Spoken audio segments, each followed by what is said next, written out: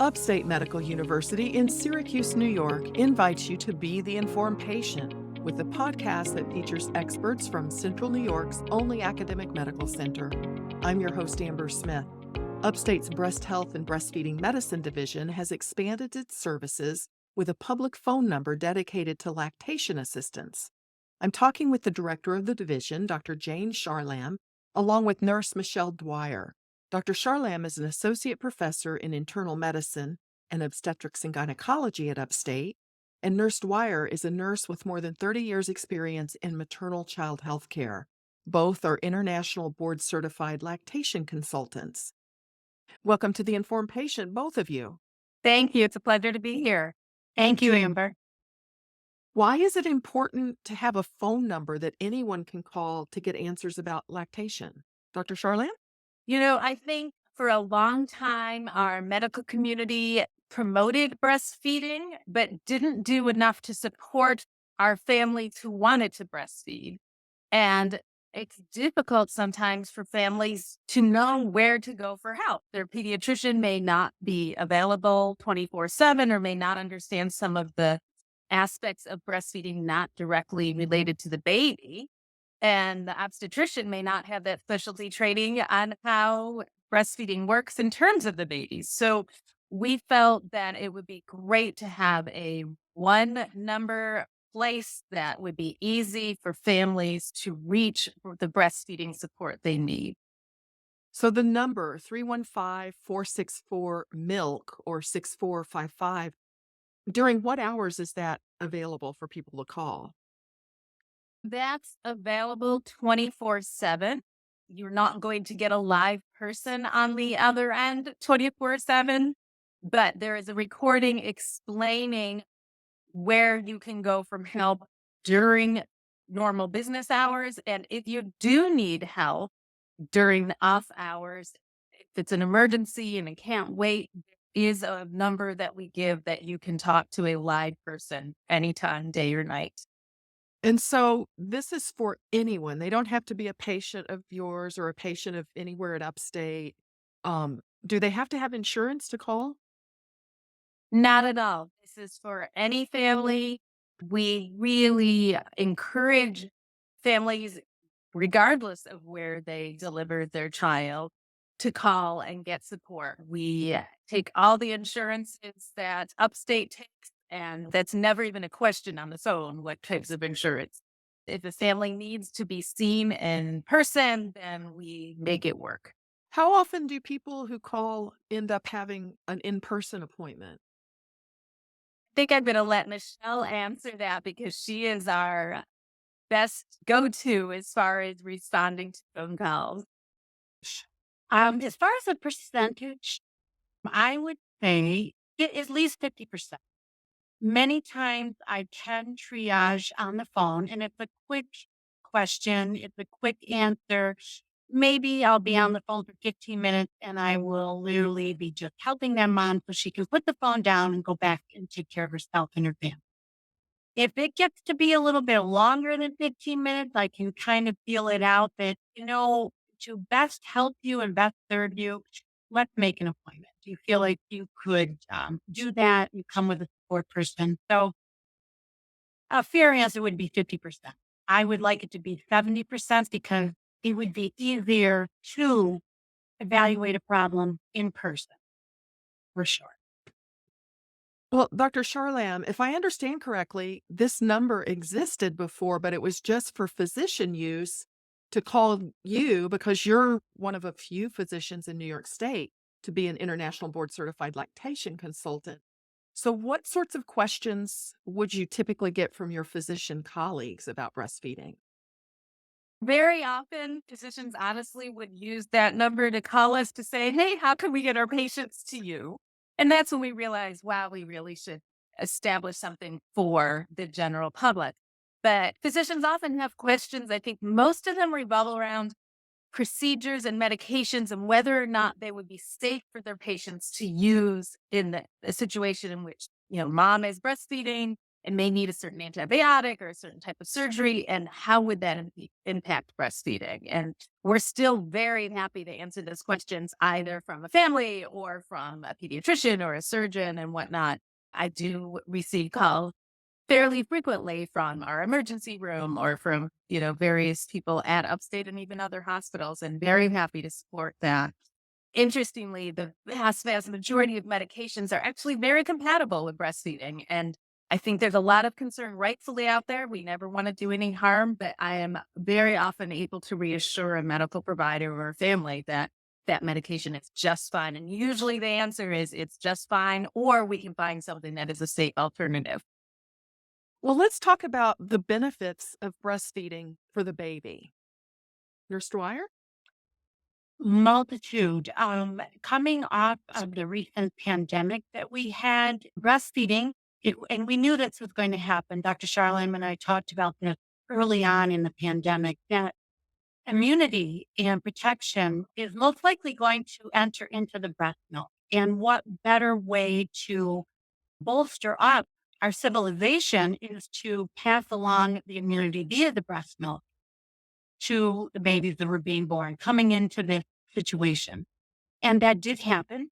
The antibodies were found in the breast milk. I believe baby, they had immunities. I believe that was also found as well. Babies that were nursing at the breast. That would be the first situation, I would say, that you're just passing along all of your good things to your baby. And I tell my mothers that every time your baby gets any drop of your breast milk, it's like you are inoculating them to all of the situations that are out in the world. And that is a very empowering and very helpful piece of knowledge for a mom, because she does put a lot of pressure on herself.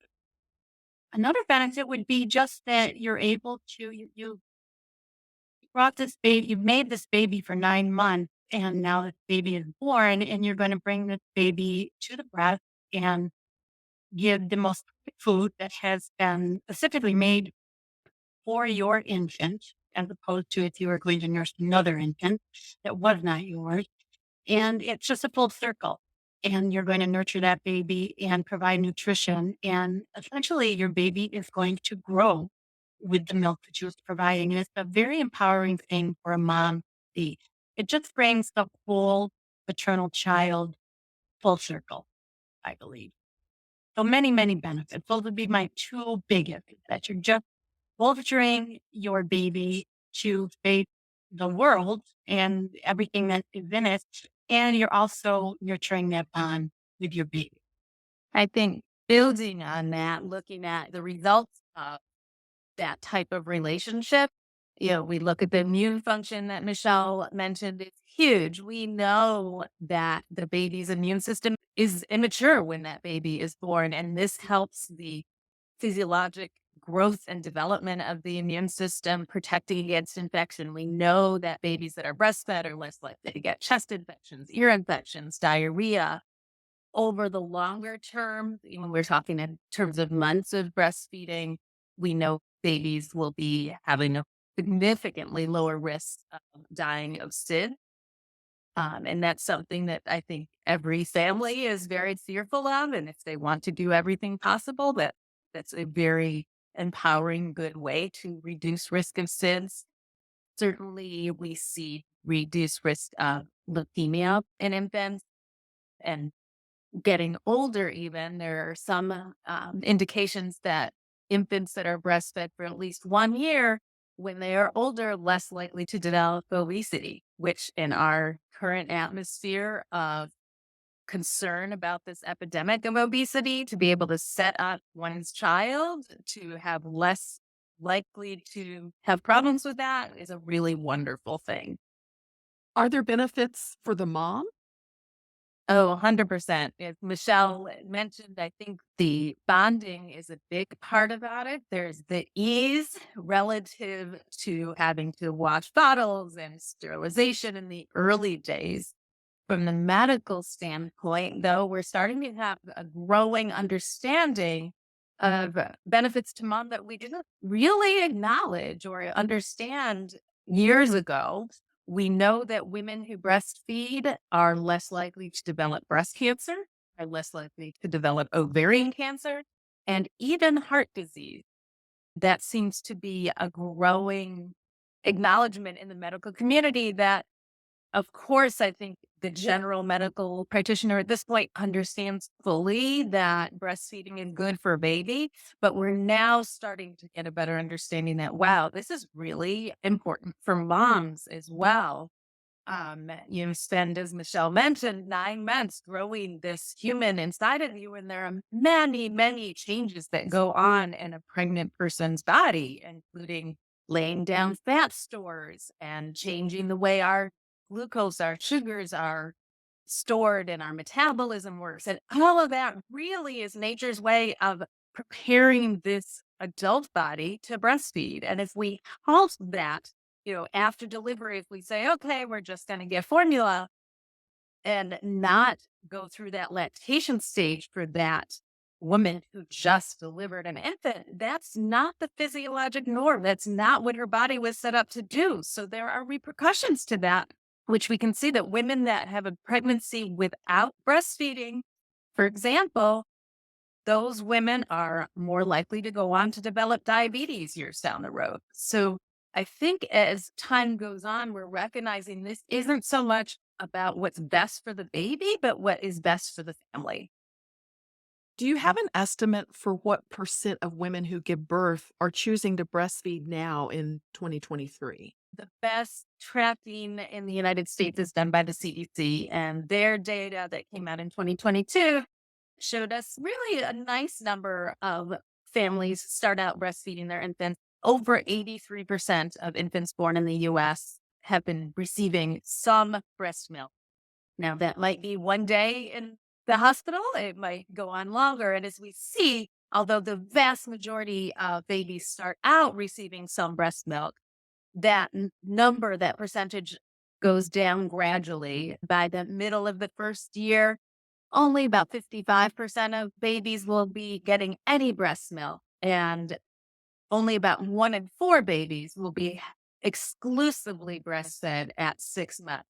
And as many of your listeners know, I'm sure, the American Academy of Pediatrics and the CDC both recommend exclusive breastfeeding for our infants to 6 months. So we're really meeting our goal, I think, at the beginning, but over time, it wanes down the number of families that are either wanting to or able to continue breastfeeding with the recommended amount at that 6-month period. Amber, I'd like to add, not to belabor the pandemic, but I personally, on the ground, saw many mothers who would not and were not going to choose to breastfeed because of the knowledge that they knew that they were passing along immunity and supporting that immune system in their baby. Also, there was a formula scare and a shortage, and I had many mothers. And so I saw an influx, and I think our numbers will be higher just from that. A lot of mothers actually reevaluated how they were going to feed their baby. That was a positive thing. So we ran with that in the breastfeeding medicine program and just capitalized on the fact that these mothers inherently knew, and we just reinforced, yes, you're right. That's the way to feed your baby. It's the safest way. I think Michelle's right. We may see a nice tick up in the percentage also because with the pandemic, many of us were home more and there was opportunities for virtual work. So I think it made it be a cultural shift in the situation with moms and babies being in close proximity. And a lot of the difficulties we see in families in the long-term breastfeeding, I think, are related to our culture and the separation that moms that are in the workforce face. So the pandemic, one of the silver linings, I think Michele is right, that our cultural shift was to keep moms and babies together longer. Do you know how breastfeeding in the US compares with breastfeeding or formula usage elsewhere in the world? So it's very variable in the world. The US is pretty comparable to most Western countries. It's interesting when you look at other countries one might expect, oh, the most advanced countries have higher breastfeeding rates. And that typically is not the case because those same countries that we think are so wonderful and advanced and developed, they separate moms and babies. They don't necessarily have great maternity leave. Very fortunately, we do have safe alternatives. We know our families have access to clean water and to regulated formula products. When you look at other countries, that's not the case. Surprisingly, the country with the highest breastfeeding rate would be Croatia. There, they likely don't have alternatives. It's the cultural norm to breastfeed because that absolutely is the safest option. And for many families, the only option. The lowest in the world is actually in Ireland. It's not easy to predict which country. I think a lot of it has to do with availability and resources and education. But some of the countries, I think we in the US sometimes wrongly look down upon as far as their resources and their education. I think we can learn a lot from them and they know how to breastfeed. So it's really variable, I guess is the word I would give you. I will add that personally, I think that in the United States, we overthink breastfeeding. And Dr. Charlamb had mentioned, I have had patients who come from other countries and they don't understand why there is not more breastfeeding here. They don't understand how anyone can consider another form of nutrition for their baby. And I just understood. And it's a really refreshing kind of a mindset. This is Upstate's The Informed Patient podcast. I'm your host, Amber Smith. I'm talking with Dr. Jayne Charlamb, who directs Upstate's Breast Health and Breastfeeding Medicine Division, and Michele Dwyer, who is a nurse with more than 30 years' experience in maternal child health care. And before we get back to the interview, let me remind listeners that the number to call for lactation support is 315-464-MILK, milk, or 6455. Well, let me ask you a little about the history of breastfeeding, because before formula was developed, nursing was the only option, right? That was the only option. And that's an excellent, excellent question because I will have mothers here in the lactation support center and they are really anxious. They want this to work. They have a lot in their mind. They're just trying to get in the way of a successful breastfeeding relationship with their baby. And I bring them right back to the beginning. That civilization, as we know it, would not survive. We would be extinct by now if breastfeeding did not work. That was the only way, or else you died. That was it. So when I make it that dark for a mom, it's somehow easier for her because she now does have lots of support. It's not a life and death situation. You have support that is available to you, will meet you at where your goals are because every family is different. But that was an excellent question because it's the truth. Without a mother, a female, being able to nourish her infant, we would be extinct and we wouldn't be having this conversation. We wouldn't be here. In times in the past, certainly, and I think now too, biologically, we estimate about 1 in 20, perhaps about 5% of women are not able to, for various reasons, physically breastfeed their baby. Just as there are some women that have issues with infertility, there are some women that have issues with developing milk supply. And I think we have ability now to support those families and fix some of the issues that they did not have thousands of years ago. Before modern medicine, breastfeeding was the preferred choice of feeding infants, just as it is today. So in the past, what would have happened is you would get what we call a wet nurse. It would be another, sometimes related, sometimes unrelated woman who would breastfeed that baby. And this was very common. And, if you look at Europe in the 18th century, and even in America in the colonial period, very to hire a wet nurse who would potentially live with you, or sometimes they would even send the infants out to live at the home of the wet nurse. And in Europe, there was a huge demand for this service. And it wasn't just because women couldn't breastfeed, they would choose not to. They were thoughts that it wasn't good for her figure or she was too busy with her social calendar. And so if you could afford it, you could hire a wet nurse. And the government in Europe actually regulated. There were laws mandating that the wet nurses have routine health examination, and they were set guidelines. This fell out of favor over the next couple hundred years. And at that point, sort of coincided with the development of infant formula. But it wasn't really until early 19th century or late 19th century, actually, that we had commercialized formula here in the US. Well, among the moms who breastfeed today, what are some of the most common difficulties and how are they fixed? The mom that I see now, it really comes down to the latch. I think there's a misconception that once the infant is born, you're just going to bring that baby to the breast and it's all going to just all work out. It does. Many times all work out. And I don't see those mothers, but many times it does not. There's pain. There's a little bit of fear. There's anxiety.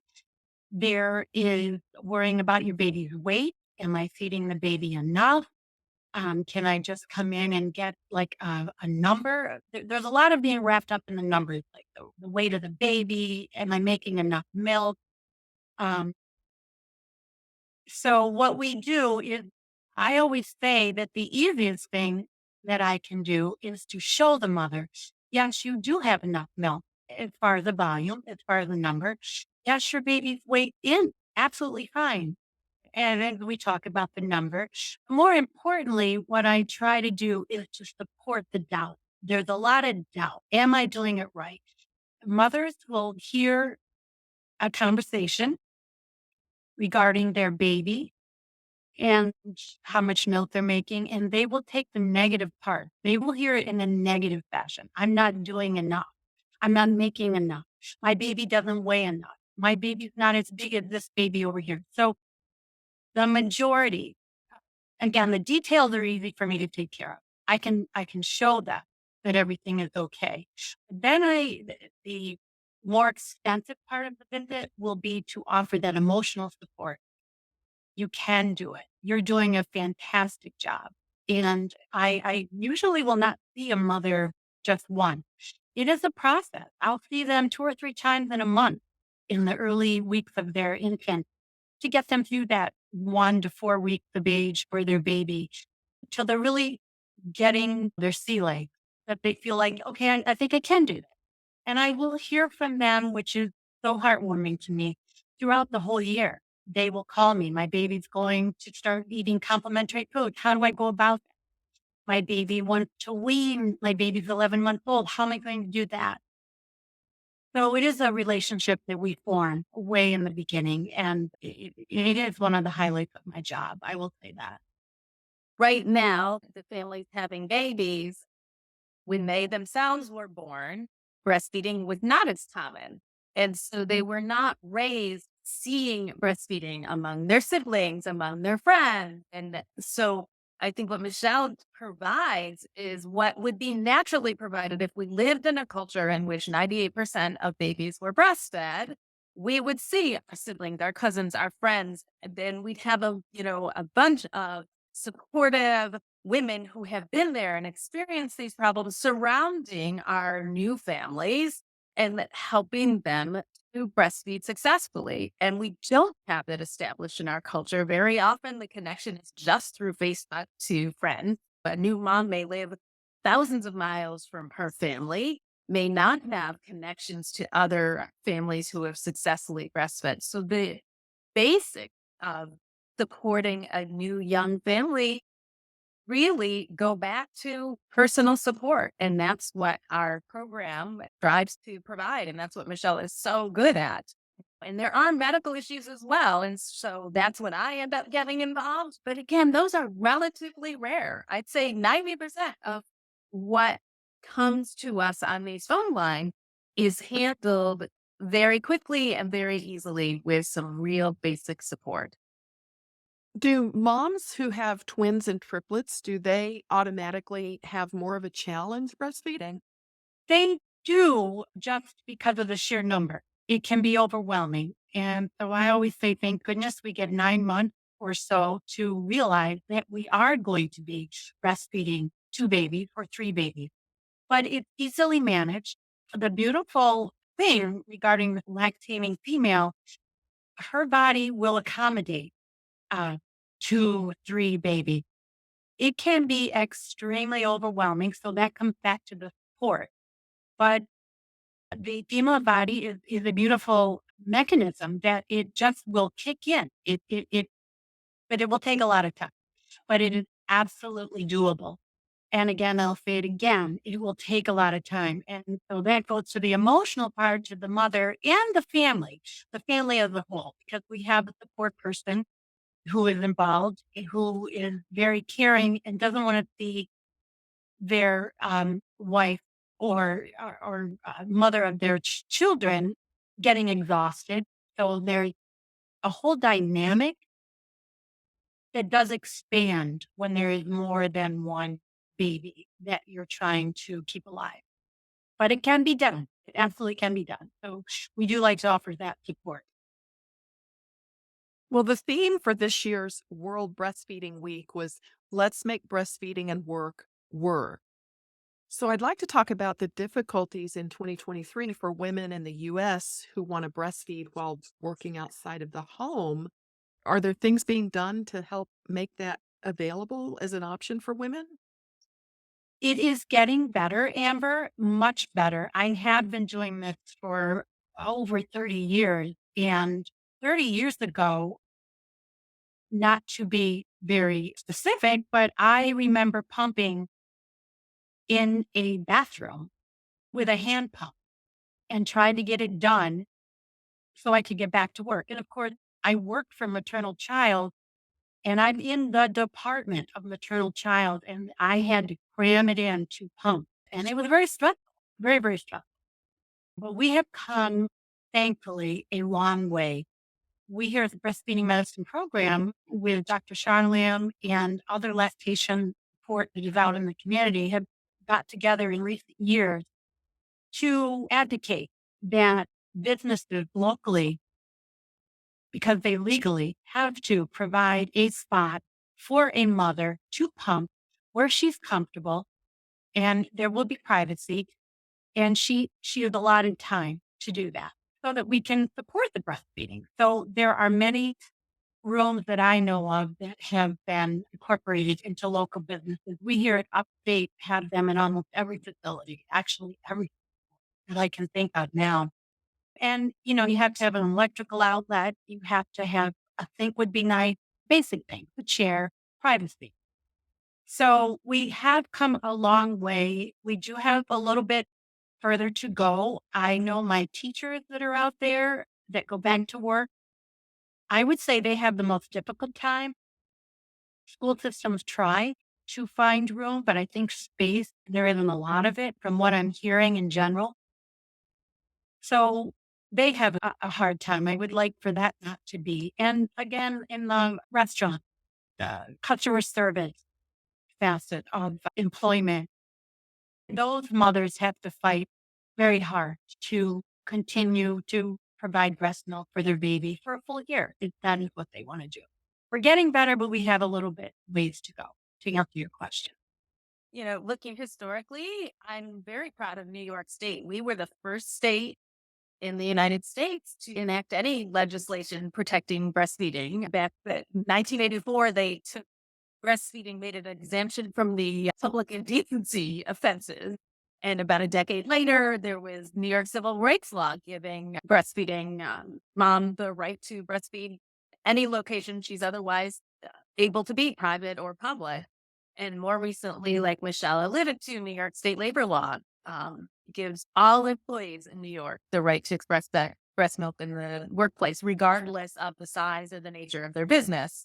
But there are still challenges, and especially in the industries Michele mentioned. I think the next place we need to go with this is to say, great, we now have the time when the lactating parent is separated from the baby. We're allowing pumping, but I think we need to start having a cultural shift looking more at longer parental leave, because while it's great to be able to come, it is not the same.